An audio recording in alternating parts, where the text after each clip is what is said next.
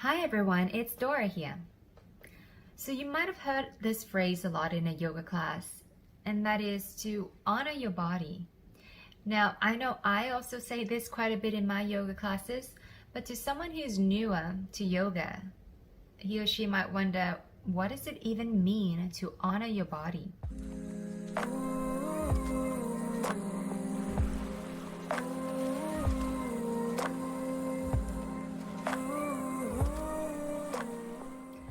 So my take on this is that honoring your body is really about going within, really paying attention and listening to your body, your mind, your, energetic levels, whatever else might be talking to you, really listening to yourself and asking the question, how am I feeling today? Or how am I feeling in this moment? And then taking the action that is needed or that is in harmony with what you need in that moment. And this is not to say that, oh, we just will never challenge ourselves and we will just stay in our comfort zone. But knowing what it is that we need in that moment actually tells us that, oh, this is too much. I need to back off, or I need to take a little break. But it could also mean that, wow, I'm feeling, like I can do anything today. I want to challenge myself. So it is really about knowing what it is that you need so that you can act accordingly and take actions that are going to be beneficial, that will serve you in that moment, in that day. And also, honoring your body means to really be in tune with yourself, for you to know where your limits or boundaries are. Because when we do want to challenge ourselves, we want to find ourselves at that edge of your limits, so that you are sort of just playing, within that place where you are finding challenge, but not so much to the other end that you might, that where that's pose or that movement no longer serves you, or may even cause you injury. So knowing yourself will help you find that edge, and that's where you want to be and hang around and play with when you're challenging yourself. And also, another thing is that when we come to a yoga class, for most of us, we want to we come in with different intentions. It might be to improve our health, to manage our stress, to improve flexibility or strength, or we come in with different intentions, and that is, that's great, that's wonderful. But for whatever reason you come into class, it's always a good idea to start and build a strong foundation and then build up from there.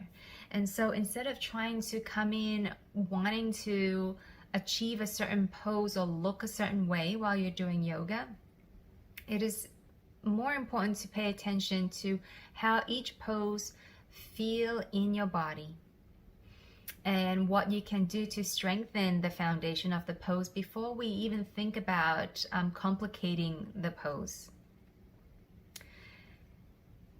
And this is also because, our bodies also need time to strengthen in terms of muscles, in terms of our stamina, in terms of our breathing. So many things are happening as you perform or come into or out of a yoga pose, that it is very important to be able to safely and mindfully perform these poses and build a strong foundation before we build on from there. And also, just because you're able to do a particular pose or a particular modification of a pose, it doesn't mean that that is going to be the pose that you have to do every single time you come to a class, or even every single time that we do this within a class. Checking in and honoring your body will let you know whether this pose or this version of the pose still makes sense for you to do in that moment. And being able to get into the most advanced level or version of the pose doesn't mean that it's better than you taking a more foundational approach to the pose. Really doing what is going to serve you and what's gonna serve your body and your intention for that practice is going to be important. So because we change from day to day, from moment to moment, that this is why it is important for us to constantly check in with ourselves to know what still feels good in the body or what needs to be changed.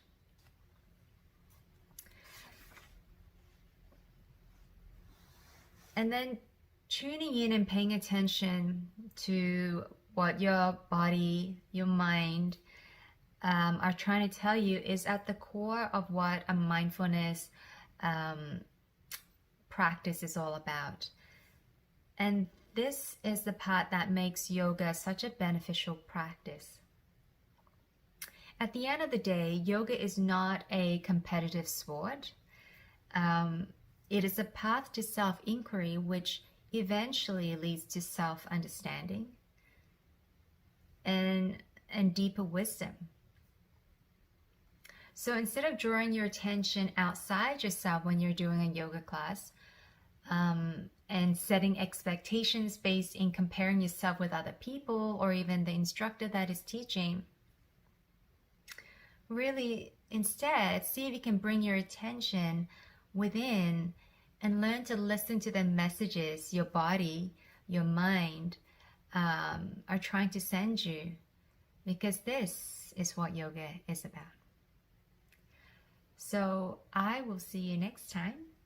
Until then, namaste.